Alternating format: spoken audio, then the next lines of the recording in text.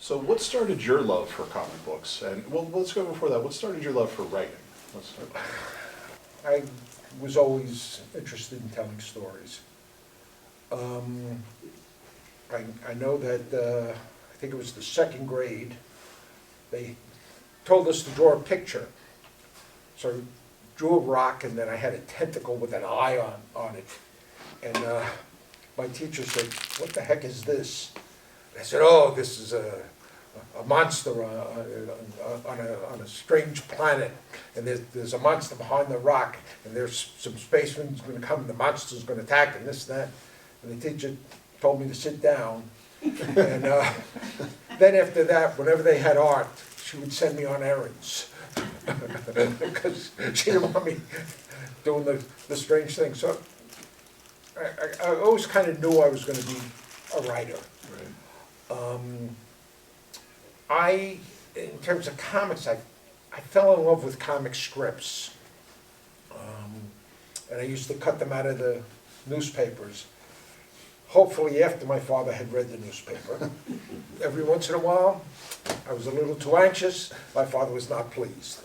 And somewhere along the line, one of my cousins handed me a comic book.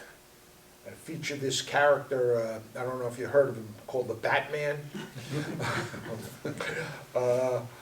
And I remember the Batman scared the heck out of me, but I was very fascinated by this concept of like complete stories in a book form. Right. And then I found out that they had those things at my local candy store, and I was hooked, from then on.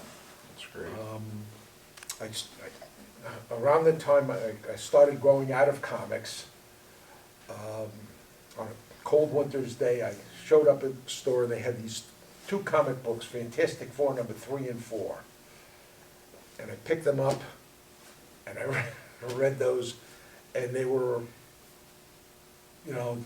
those early Marvel comics, there was just a magic to them that hooked me then, and I'm still hooked on them, what can I tell you? Do you still read comics today, like newer ones? Not so much the newer ones. I tend to read, mainly my old comic books, old reprints, that sort of stuff. I don't want to sound like an old fart, but I am an old fart. And a lot of the newer comic books just, they don't have the same magic to me. For me, I remember early in my writing career, an editor said to me, I was going to do a mystery story for him, and he said, "Listen, I need to see a dead body by page 5. If I don't have that dead body by page 5, I'm not going to page 6, and neither are you." And, basically he was telling me, get into your story, start your story. And if you guys read any of my work, you notice usually on the first page, we've got somebody getting punched in the face. And a lot of the current comic books, they just move too slow for me. And they have too many heads talking. I like, visual storytelling. I like to see the action. I'm a Jack Kirby, kid.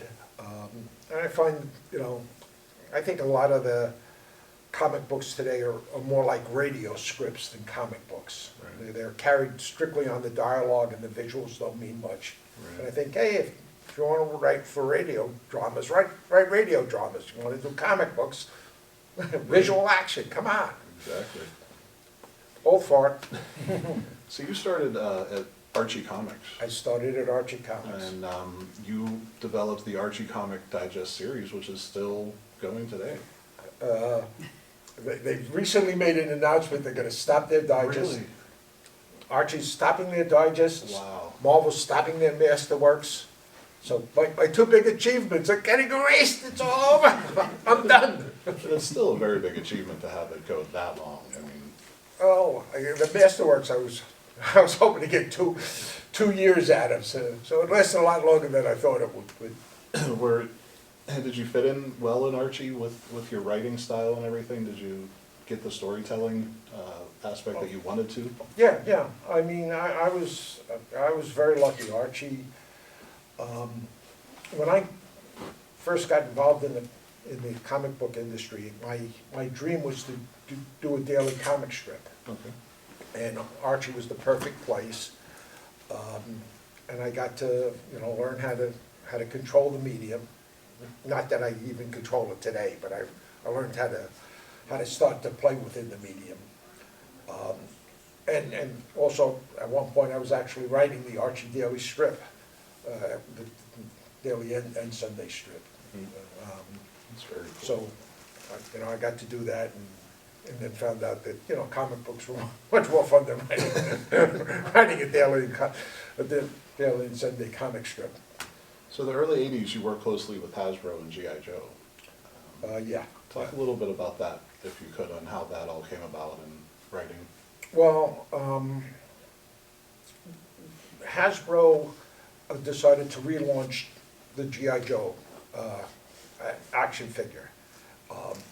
When it first came out, it was kind of a doll. It was the male version of the Barbie doll, and Star Wars had come out and really popularized the action figure.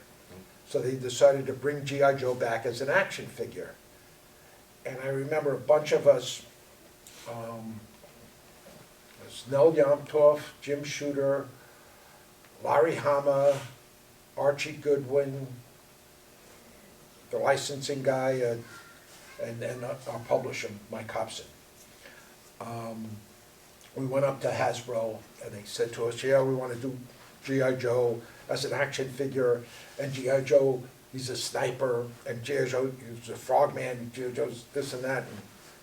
And the group of us are sitting there and saying, well, that doesn't really work.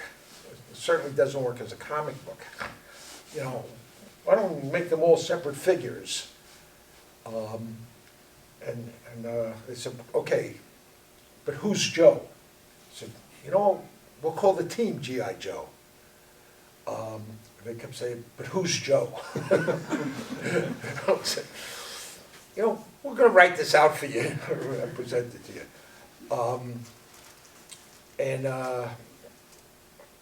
I would love to take credit for Larry Hama's work. I'd say 99% of G.I. Joe is Larry Hama. I should give Archie Goodwin maybe 5 or 10% of that, because Archie was the one who came up with the name Cobra Command. We had all decided we wanted a faceless enemy with unlimited guys, so that we could shoot them up.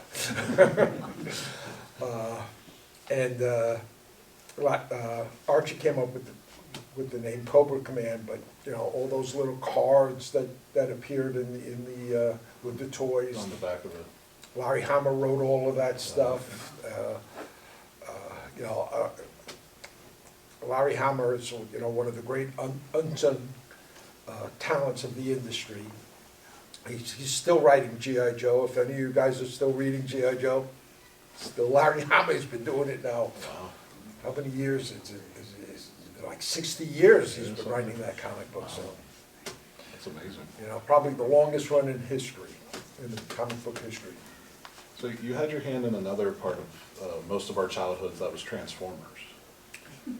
Transformers, I came in there towards the end. Towards the end of the deal? Yeah, and I remember dealing with Transformers and looking at it and saying, wait, it landed 2,000 years ago, can't we make this more contemporary? No, we're already set in. And just did a little futzing at the end there.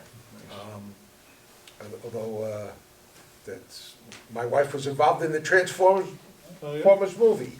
Oh. The animation. In the animation. Very cool. You know. Those are great films. You edited Jim Shooter's Secret Wars. Yes, I did. And you also introduced Spider-Man's black costume. How does something like that, how do you just come up with that? Do you have certain things that you want to hit and then it just evolves into the idea? Well, the story of the black costume is a gentleman by the name of Randy Schuler had, sent in a plot where Spider-Man gets a stealth costume. It did not look anything like the black costume. And Schuler liked the idea of Spider-Man getting a stealth costume, because Batman had all these costumes, and he bought the plot, and then he turned it over to me, and I tried to work with Randy to get an actual story. Many people think that, if you have one idea, that's great for a story. No, it doesn't work that way. You burn up 10 ideas on the first page of your story. And I worked with Randy, and he didn't really understand story construction, that sort of stuff. He worked very hard, but it never quite panned out. And then when we were doing Secret Wars, Mattel decided to license the Marvel characters to do a bunch of action figures, mainly because Kenner had done the DC characters. Superpower. Yeah, the year before it made a lot of money, so Mattel said, we don't want them competing with, He-Man, so we'll take the Marvel characters. And we decided we're gonna do a series where the characters leave Earth for a while, and then they come back, and there's a lot of changes, and we're trying to figure out changes for different characters. And Shooter said, how about that stealth costume idea? And he read the description of the stealth costume, and he said, no, this doesn't work for me. So he hired a bunch of artists to design what they thought would be what Spider-Man's stealth costume would look like. And Mike Zeck was the first guy to, not the first guy, but Mike Zeck was the guy that, Shooter said, man, I like this design. We got the design from Zeck, and then at some point, Rick Leonardi looked at it and said, oh, this is good, but we should connect the legs, we should do this, we should do that. So,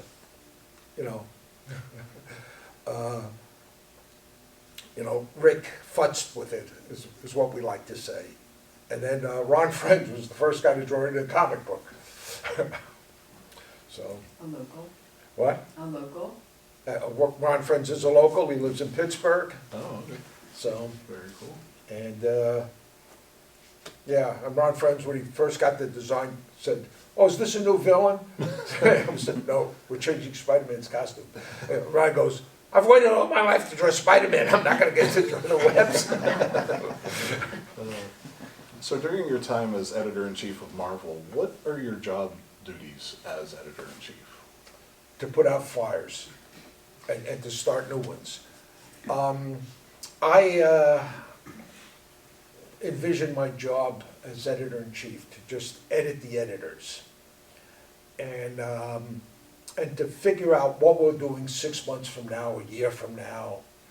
I remember, early on, I got hold of Mark Grunwald, who I hope you guys know who Mark Grunwald was, famous writer, was on Captain America for many years. He was my number 2 guy, and I said, we're going to do something Marvel has never done before. We're going to do a 3-year plan. And we worked out a publishing plan for the next year, and the second year, and the third year. In our second year, we're going to introduce a team of teenage heroes. In the third year, we're going to spin 1 or 2 off into their own titles. It was a very complicated plan. We worked on it for a couple of weekends in a row.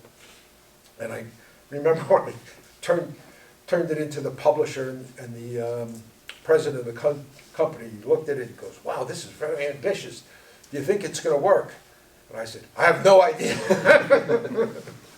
we're just making a plan. We're going to see if it'll work. It actually did. Because I wanted us to be like a real publishing company. Up until then, every year we'd have to make a budget for next year, and they'd come to us and say, are you going to do any new titles? Maybe. What are those titles? Oh, we don't know. And it was more ad lib. And I thought, nah, we want to be like a real publishing company. In those days, if you wrote a novel and turned it in January of, I'm going to say 2025, that book would not be published until December of 2026. So I thought, that's how real publishing companies take time. They know what they're going to publish in advance. They can set up their publicity. We should be more like a real publishing company. And and then I had this dream of creating a stepladder, the cheapest comic books, then some more expensive comic books, and then trade paperbacks. I wanted to do regular trade paperbacks. Up until then, Marvel had produced I think maybe 3 trade paperbacks. And I said, we're going to come up with this plan where we're going to do 6 trade paperbacks in a year. And they said to me, do you really think the market can support 6 trade paperbacks in a year? I said, I don't know. We'll try it. Nowadays they come out with 6 trade paperbacks every week. Right. But we were trying different things. Masterworks was our first hardcover book, and again they said, who's gonna buy a hardcover book of old reprints? Well, a lot of you guys did. Thank you very much. So one last question for me before some from the audience. During your time as editor-in-chief, I guess you weren't busy enough putting out fires. You also wrote noted runs of Thor and other things, created some new characters within that, the New Warriors and Thunderstrike. Talk about how did you ever go home? Yes, I went home. I would, the alarm clock would ring every morning at 6 o'clock. By 7 o'clock, I would catch the train into the city, so I'd be there by about 8 o'clock, 8:15, somewhere around there. And then I'd go through the day, hope to get the, what I used to consider the early train, which was 7 o'clock at night. A lot of times I didn't make the early train. And I'd get home maybe 8 o'clock, maybe 9 o'clock. I'd have dinner, and then to, relax, I'd go into my office and write till about, 12 or 1 o'clock, go to bed, and then 6 o'clock start it all over again. And that was 5 days a week. On the weekends, I would sleep until about 7, and usually knock off work about 7 at night or something like that. I'd take it easy on the weekends. So being editor-in-chief is really a full-time. Yeah. All right, who has a question? I know there's got to be a couple. Sure. You talked about the trade paperbacks. I remember during the period in the early 90s when your popular books like Spider-Man, X-Men were coming out twice a month. Right. And they were always like story arcs, 6-part stories. Did you envision, was it a plan then, like, yeah, we'll do a 6-part story and then we'll make that into a trade paperback? That was not the original plan. But what we did, because the summer was the time when we sold the most books, and we started that around the time. One year we looked, and we realized there was going to be a Batman movie, and there was going to be a Turtles movie. And around that time, we couldn't give our licenses away. It's hard to imagine it, but in those days, we couldn't give our licenses away. And we were thinking, oh, Batman movie, a Turtles movie, we're going to get killed on the newsstand. We got to, do something. So, maybe we'll come out with Spider-Man twice, twice a month, and X-Men twice a month, and we'll come out with some other, special things to try to, I thought, hold our level. What ultimately happened is that people went to the Batman movie, and DC had not come up with any extra Batman stuff. And they went to the Turtles movie, and the Turtles guys, it was just the two guys at that stage, so they couldn't come up with extra stuff. So people got interested in comic book heroes, and they went to the stands, and the only thing was the Marvel stuff, so our sales skyrocketed. It's really funny. The president said, "Oh, that was a brilliant strategy." And I'm thinking, strategy? It was a panic move. I thought we were going to get killed.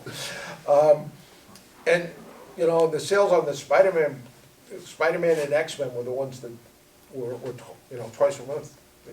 They all went up, and we thought, hey, we should do more of this. And then later on, somebody said, hey, you know what? You're collecting trade paperbacks. Why don't you put these things? Oh yeah, that was the plan all along.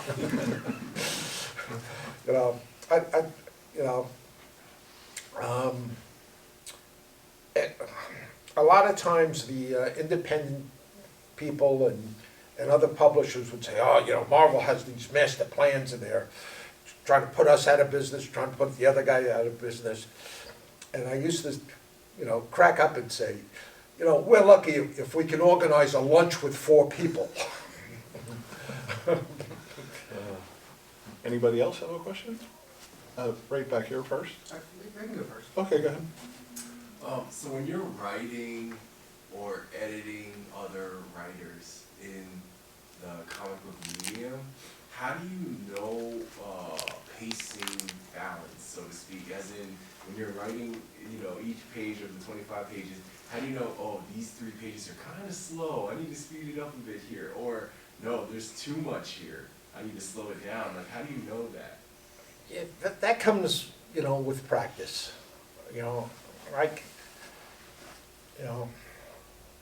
I used to tell guys our job is to punch the reader in the face on the first page and keep on punching them till we get to the end of the story.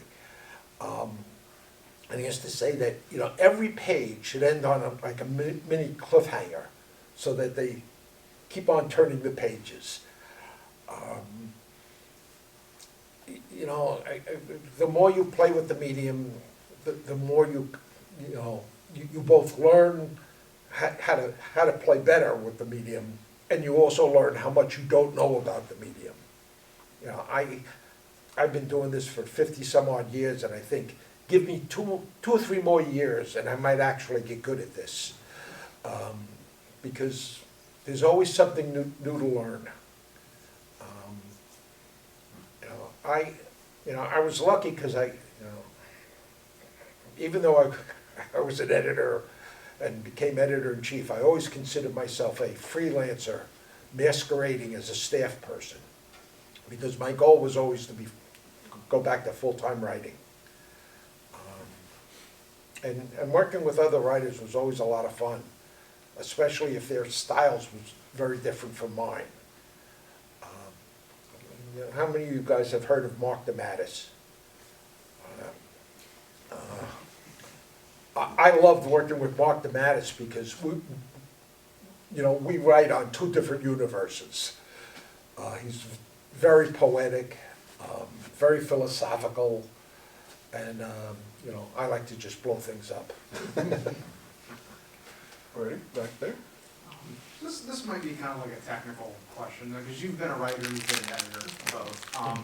How common is it if, say you're writing a story and you have the storyline approved, you've ran it through editorial and it's been approved and you're writing it, and then at like the 11th hour it comes down, hey, we have to change something. Is that common, or is that like less so common? Depends on which company you're working for. Because I had read an interview that you had done with I think Popverse, where with your second Amazing Spider-Man run, there was a plan to bring Peter and MJ's baby back, and it had been approved, and then all of a sudden it wasn't approved because John Bryan came in. I didn't know if that was that common, was that not common? Well, that was, you know, with the Clone Saga and stuff like that. Any of you guys know about the Clone Saga? All right. We always knew who the villain was. We always knew what the master plan was. And the, you know, master plan was that Peter and Mary Jane have their baby, and the villain was Harry Osborn. We dropped a ton of clues throughout the early part of that Clone Saga that it was Harry Osborn. Then a new editor-in-chief came in, and he said, Harry's boring. Bring back Norman. And I remember saying to him, you know, Norman's been dead more than most of our readers have been alive. But he wanted Norman, so we had to bring back Norman. Sometimes at the last minute you have to ad-lib. You know, I can tell you one time when I had gotten a Spider-Man story approved, and we knew what the next 2-3 issues were going to be. And as I was typing the plot, there was a story with the Puma, and Mary Jane was in Peter Parker's apartment, and Puma shows up, and Peter throws Mary Jane out of the apartment so he could change it to Spider-Man and fight the Puma. And then the plan was he was going to tell Mary Jane some story where I forget what his explanation was. And as I'm typing the plot, I get to the end of the story where Peter's supposed to, you know, give her his bullshit explanation. And as I'm typing that page, you know, Mary Jane says, "Enough of the bullshit, Peter. I know you're Spider-Man, I've always known." And I looked at this thing and I thought, where the hell did that come from? And I kept staring at the end of the story. I said, that's not the end of this story. And I kept staring at it thinking, but it's a better ending than we had. And I called up Ron Friends and I said, what do you think of this is it? And Rod says, no, we can't do that. And then he said, wait a minute, that explains, and gave me about 3 or 4 instances which proved that Mary Jane knew. And then we proposed it to the editor, and we ran into the same thing. The editor's first reaction, can't do that. And he said, wait a minute, that explains, and he came up with other explanations. Then we took it to the editor-in-chief, and he said, oh, that explains. Yeah, okay, do it. So we did that. And then the next 2 issues we had planned, I had to throw in the garbage and come up with new stuff, because that changed everything. You know, I'll give you guys a confession. I am a coward when it comes to writing, a total coward. I don't start a story until I know how it ends. And so many times, I knew where the ending was, and then found out I was wrong as I'm writing it, and had to go in a whole other direction. But that's the joy and magic of writing, because sometimes you realize, hey, we got to do something better than this. Because, you know, we're always trying to get better. As one of the Buscema brothers told me, and I can't, you know, for the life of me remember if it was Sal or John, said, you're either getting better or you're getting worse, but you're never staying in that same position. So keep trying to get better. Anyone else? It's just on the topic of Mary Jane finding out Peter's identity. Once that happened, you said you had to scrap the next 2 issues. Do you think there was a spark in that going forward? The panel before, Mr. DiCarlo had mentioned 40+ years of trying to figure out how Lois can't figure out that Clark is Superman, and you went past that. You said, well, now she's going to know. Do you feel like that just opened up a new world of exploration? Peter and Mary Jane would, you know, Peter would ask Mary Jane to marry him, she would say yes, and then ultimately leave him at the altar. So we were not going to have the wedding of Peter Parker and Mary Jane. But they went ahead with that, and I originally thought it was a mistake, and then realized, no, it works. With Spider-Man, You know, I believe that Spider-Man is all about responsibility. You know, with great power, there should come great responsibility. So the more responsibilities you can put on Peter's back, the better it is. I thought giving him a baby added responsibility. Is it responsible for him still to be a superhero? Is it responsible for anybody to be a cop or a fireman or a soldier? There are responsible people in the world. May not be us, but there are some people that take on responsibility. And, you know, I thought it was a mistake when they decided to break up the marriage. And especially the way they did it, but, you know, not my problem. All righty, if there are no other questions, No. yeah, go for it. Alright, just real quick, and forgive me if this is gonna be a too personal question, but like, it's too personal, is out of all the comic books you have written, what percentage would you say, I really like this for me? Like, even if the audience didn't like it, I like it for me, versus percentage of, no, I'm gonna be honest with you, I really wrote this because I want the audience, I really think the audience would like it. But I don't truly love it. I really think it's gonna be a hitter for the audience though. What percentage would you say? It's hard to break down the percentage, but most of the time, there's one secret to writing. Just one little secret. You have to care. You gotta really care about the story you're doing. Now, anytime I did a story, you know, I did the best I could. And so many times, you know, it didn't come out as good as I wanted it to be. And I was very disappointed. But it wasn't because I didn't care. It was just, I wasn't good enough to get to where I wanted to be. You know, I did stories because I thought they were important to the characters and that sort of stuff. I was never really thinking, you know, the fans will like this and the fans will like that. I never really played to the fans. You know, certain writers, they play very heavily to the fans. They've got the fan-in jokes and all the other, you know, fun stuff. But I never thought that way. I just, you know, I just tried. You know, how many of my stories do I really like? Not that many. You know, I think of the real legends of comics, and I think of the things that they achieved. And, you know, I don't put myself into that category. You know, so many Stan Lee stories were just marvelous, beautiful, beautiful things from beginning to end. You know, Will Eisner stories, Jack Cole stories. You know, I look at the real greats and think, you know, I'm not qualified to polish their shoes. Roy Thomas, you know, just really, you know, really great things that I look at and I still admire to this day. You know, and you know, I've tried my best, and I care about what I'm doing. You know, I hope that answered your question. Yes, sir.